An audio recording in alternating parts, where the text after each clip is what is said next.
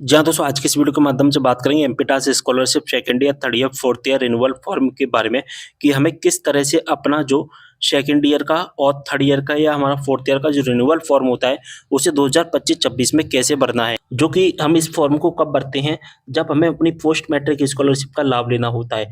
तो हम post matric scholarship का फॉर्म भरेंगे second, third, fourth year renewal करने का 2025-26 का, जो कि स्टार्ट हो चुका है। चाहे हम ओबीसी के स्टूडेंट हो, चाहे हम एससी के स्टूडेंट हो, चाहे हम एसटी के स्टूडेंट हो, सभी के यहाँ पर स्टार्ट कर दिए गए हैं।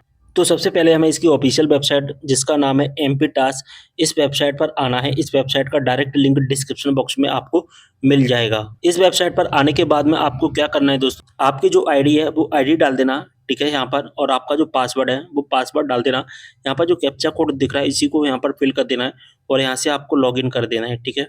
अब होगा क्या दोस्तों कि हमारी जो आईडी है वो लॉगिन हो जाएगी, ठीक है। लॉगिन होने के बाद यहाँ पर आपका नाम दिखाई दे जाएगा और अब आपको क्या करना है, सबसे पहले आपको अपना ओटीआर अपडेट करना होगा। जब तक आप दोस्तों ओटीआर अपडेट नहीं करेंगे, आपका फॉर्म अप्लाई नहीं होगा, इस बात का आपको ध्यान रख लेना है। तो ओटीआर अपडेट करने के लिए आपको क्या करना है दोस्तों, सबसे पहले माई प्रोफाइल वाले ऑप्शंस पर क्लिक करना है, इसके बाद अपडेट ओटीआर पर क्लिक करना। इसके बाद आपको अपना एक ओटीआर नंबर डालना है, एक अपार आईडी डालनी है। ओटीआर नंबर आपको कहाँ से मिलेगा, एनएसपी की वेबसाइट पर आपको जाकर रजिस्ट्रेशन करना होगा। ओटीआर अपडेट कैसे करना है इसके बारे में कंप्लीट वीडियो बना दिया, लिंक आपको डिस्क्रिप्शन बॉक्स में मिल जाएगा।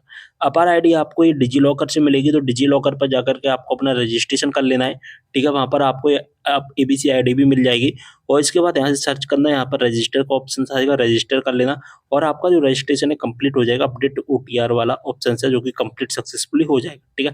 अब आपको क्या करना है, यहाँ पर जो पीएमएस का ऑप्शन दिख रहा है, अब हमें क्या करना है, अब अपना फॉर्म है जो कि रिन्यूअल करना है। तो रिन्यूअल करने से पहले हमें क्या करना होता है, अपडेट ओटीआर, जो कि मैं आपको बता चुका हूँ। अब हम रिन्यूअल करेंगे, रिन्यूअल करने के लिए पीएमएस का ऑप्शन दिखेगा, इस पर हमें क्लिक कर देना है और यहाँ पर हमें दिखाई देगा दोस्तों एप्लीकेशन अप्लाई। पीएमएस पर जैसे हम क्लिक करते हैं तो हमें एप्लीकेशन अप्लाई का ऑप्शन दिखता है, इस पर हमें क्लिक कर देना। अब कुछ इस तरह का इंटरफेस है वो आ जाएगा। यहाँ पर जैसा कि देख पा रहे हैं 2025-26 के फॉर्म स्टार्ट कर दिए गए हैं, ठीक है। यहाँ पर हमें 3 चीजें जो कि फिल करनी पड़ेंगी। सबसे पहले एडमिशन ईयर। एडमिशन ईयर का मतलब होता है कि आपने जो एडमिशन है वो कब लिया। जैसे कि अगर हम बात करें कि अगर हम सेकंड ईयर का फॉर्म भर रहे हैं, ठीक है। सेकंड ईयर का फॉर्म कब भर रहे हैं, हम भर रहे हैं 2025-26 में, ठीक है। कब भर रहे हैं, 2025-26 में। तो इससे पहले हमारा कौन सा ईयर हुआ होगा, 2024-25।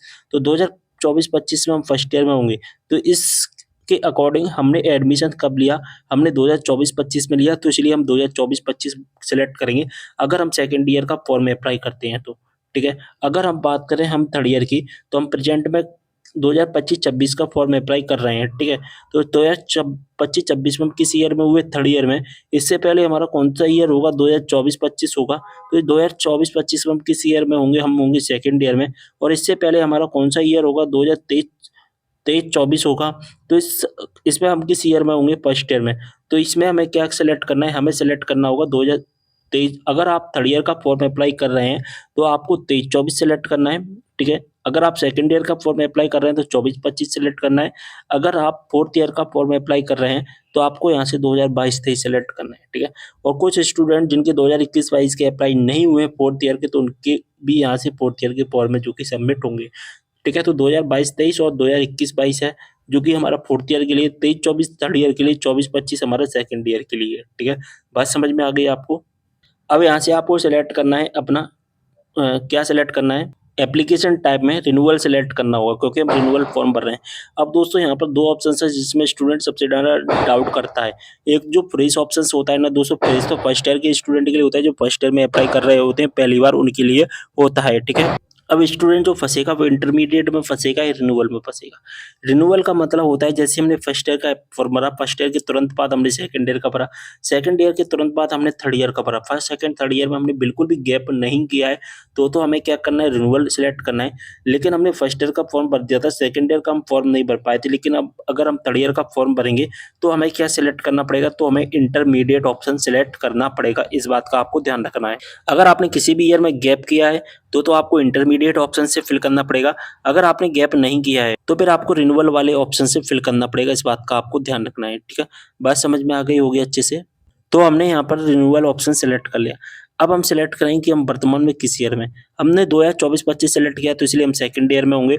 अगर हम 23-24 सेलेक्ट करते तो हम थर्ड ईयर में होते, ठीक है, जो कि मैं आपको पहले ही समझा चुका हूँ। और जैसे हम ईयर सिलेक्ट करते हैं तो ईयर सिलेक्ट करने के बाद अगर हमारे पास में इस तरह का एक एरर मैसेज आता है और यहाँ पर लिखा रहता है कि आपका जो रिजल्ट है, प्रीवियस ईयर का जो रिजल्ट है वो कॉलेज से अपडेट नहीं हुआ है, कृपया कॉलेज से कॉन्टैक्ट करें। अगर इस तरह का मैसेज आ रहा है तो आपका जो प्रीवियस ईयर का जो रिजल्ट होता है वो कॉलेज वाले ने अपडेट नहीं किया है, इसको सबसे पहले आपको अपने कॉलेज में जाकर के रिजल्ट अपडेट करवाना पड़ेगा, तभी आपका फॉर्म भरेगा। अगर आपको इस जगह पर ओटीआर अपडेट के नाम से कोई मैसेज आ रहा है तो आपको ओटीआर अपडेट करना पड़ेगा, ठीक है। अगर यहाँ पर सक्सेस का ऑप्शन आता है ना, तभी आप गो फॉर अप्लाई पर कर पाएंगे। आपके सामने क्या एरर आ रहा है, आप मुझे स्क्रीनशॉट शेयर कर सकते हैं। 99 777 01501 मेरा व्हाट्सएप नंबर है। अगर आपको कोई भी डाउट है तो यहाँ पर आप मुझसे पूछ सकते हैं। जैसे ही हम अपना यहाँ पर admission year, application type and course year सही तरीके से फिल करते हैं ना, तो यहाँ पर सक्सेस का ऑप्शन आ जाता है।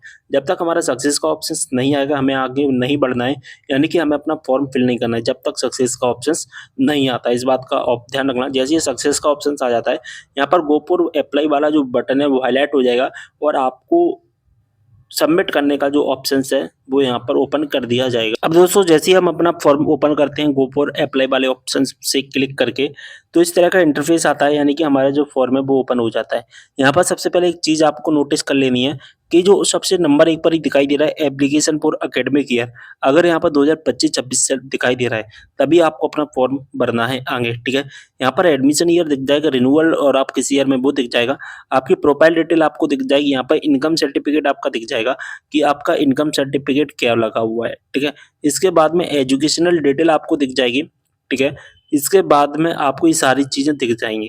अब यहाँ पर दोस्तों अगर रिजल्ट वाले ऑप्शंस पे इस जगह पर अगर आपसे रिजल्ट अपलोड करने का ऑप्शन आता है तो यहाँ पर आप अपना रिजल्ट अपलोड करेंगे। कौन सा रिजल्ट, प्रीवियस ईयर का या लास्ट सेमेस्टर का जो रिजल्ट है वो आपको अपलोड करना पड़ेगा। अब दोस्तों यहाँ पर स्टूडेंट के सबसे ज्यादा डाउट है कि सर हमारा इनकम सर्टिफिकेट तो एक्सपायर हो गया है। अगर आपका इनकम सर्टिफिकेट एक्सपायर हो गया है तो सबसे पहले आपको कॉलेज में बात करना है। कॉलेज से अगर आपकी हेल्प नहीं होती है तो फिर आपको कलेक्टेड डिपार्टमेंट में जाना होगा। कलेक्टर ऑफिस होता है, कलेक्टर ऑफिस में आपका स्कॉलरशिप डिपार्टमेंट बना हुआ होता है पोस्ट मैट्रिक स्कॉलरशिप का, ठीक है, या SC ST का। तो वहाँ पर आपको जाना, वहाँ से आपका जो है जो डाउट है आपका वो सॉल्व हो जाएगा। आप ऑनलाइन अपडेट नहीं कर सकते, इस बात का आपको ध्यान रखना। तो आपको ऑनलाइन अपडेट करने में कोई भी दिमाग नहीं लगाना है, ठीक है।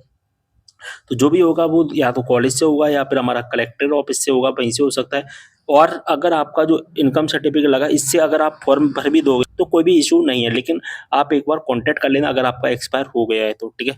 अब आपको क्या करना है, यहाँ पर सबसे नीचे आना है और सबसे नीचे आपको दिखाई देगा अप्लाई रिन्यूअल। तो अप्लाई रिन्यूअल पर आपको क्लिक कर देना है। अब हमसे पूछ रहा है क्या आप दर्ज की गई जानकारी के साथ सेव करना चाहते हैं। सेव करने से पूर्व कृपया जानकारी की जांच कर लें। तो यहाँ से हम यस वाले ऑप्शन पर क्लिक करके यहाँ से हम यस करेंगे और जैसे हम यस करते हैं अब आपकी जो स्कॉलरशिप आईडी है वो यहाँ पर जनरेट कर दी जाएगी, ठीक है। इसके बाद में आपको कितनी स्कॉलरशिप मिलने वाली है वो यहाँ पर आपको स्कॉलरशिप का अमाउंट आपको दिखाई देने वाला है, ठीक है। अब हमें यहाँ पर चेक मार्क कर देना है। इसके बाद में यहाँ पर सबसे नीचे सबमिट का जो ऑप्शंस दिखाई दे रहा है वहाँ से हमें सबमिट कर देना है। अब हमसे बोलेगा क्या आप नवीनीकरण छात्रवृत्ति के लिए आवेदन करना चाहते हैं, तो यहाँ पर हम हाँ पर क्लिक करेंगे। अब इस तरह का इंटरफेस आ जाएगा। यहाँ पर हमारा जो आवेदन क्रमांक है वो दिखाई देगा और यहाँ पर लिखा है क्या आप PMS में अन्य लाभ छात्रावास का भी लाभ लेना चाहते हैं। अगर आप इसके लिए एलिजिबल हैं जो कि SC और ST के स्टूडेंट होते हैं तो हाँ मैं पात्र हूँ पर क्लिक करेंगे। अगर आप आवास छात्र योजना का लाभ लेना चाहते हैं तो, ठीक है। अगर नहीं लेना चाहते हैं तो यहाँ पर एग्जिट करें पर क्लिक कर देंगे। अब आपका जो फॉर्म है सबमिट हो चुका है। अब हमें PMS वाले ऑप्शंस पर क्लिक करके यहाँ पर एप्लीकेशन स्टेटस वाले ऑप्शंस पर आ जाना है और हमने जो भी फॉर्म फिल किए होंगे वो सारे फॉर्म हमें दिखाई दे जाते हैं, ठीक है। अब हमें क्या करना है, जैसा कि देख पा रहे हैं हमने जो फॉर्म फिल किया है वो यहाँ पर हमें दिखाई दे रहा है और यहाँ पर हमने फर्स्ट ईयर का फॉर्म फिल किया था, इसके बाद सेकंड ईयर का और ये हमारे थर्ड ईयर का फॉर्म में, ठीक है। फर्स्ट ईयर सेकंड ईयर की स्कॉलरशिप आ चुकी है। अब थर्ड ईयर का हमने फॉर्म फिल किया तो इसका हम PDF निकालेंगे, इसको राइट हैंड साइड की तरफ स्क्रॉल करेंगे। अब हम यहाँ से इसका प्रिंट आउट निकाल लेंगे, ठीक है। इसके बाद में अगर आप किसी अन्य स्कॉलरशिप का बेनिफिट लेना चाहते हैं तो आपको क्या करना है, एप्लीकेशन स्टेटस वाले ऑप्शन पर क्लिक करना है। आप जिस भी ईयर के बेनिफिट के लिए अप्लाई करना चाहते हैं तो उस ईयर के अप्लाई स्कॉलरशिप बेनिफिट पर क्लिक करना है। जैसे कि यहाँ पर आप देख पा रहे हैं hosteller study tour disability allowance, book allowance, तो जो भी आप लेना चाहते हैं वो आपको सिलेक्ट कर लेना है, ठीक है। स्कॉलरशिप बेनिफिट वाले ऑप्शन पर अब हमें क्लिक करना है। हमने जो भी स्कॉलरशिप के बेनिफिट लिए होंगे वो हमें दिखाई दे जाएंगे। जैसा कि अभी मैंने आपको जो ऑप्शंस बताए थे उनमें से आपने कोई ऑप्शन सेलेक्ट किया होगा तो अब हमारा जो कि फॉर्म सक्सेसफुली सबमिट हो चुका है। पेंडिंग फॉर वेरिफिकेशन दिखाई दे रहा है। वेरिफिकेशन हमारा कहाँ से होगा, तो वो हमारा कॉलेज से होगा। तो हमें इसका एक प्रिंट आउट निकाल कर वो कॉलेज में सबमिट करना है, कर देना है, ठीक है। और हमारे जो भी डॉक्यूमेंट हैं जैसे कि मूल निवासी प्रमाण पत्र, जाति प्रमाण पत्र, आधार कार्ड, फोटो वगैरह, हमारी लास्ट ईयर मार्कशीट, वो भी हमें कॉलेज में सबमिट कर देना है। तो बस इस तरह का जो प्रोसेस था फॉर्म भरने का वो मैंने आपको बता दिया है। कोई भी डाउट हो कमेंट करना। मिलते हैं अगले वीडियो में एक और जानकारी के साथ, तब तक के लिए बाय।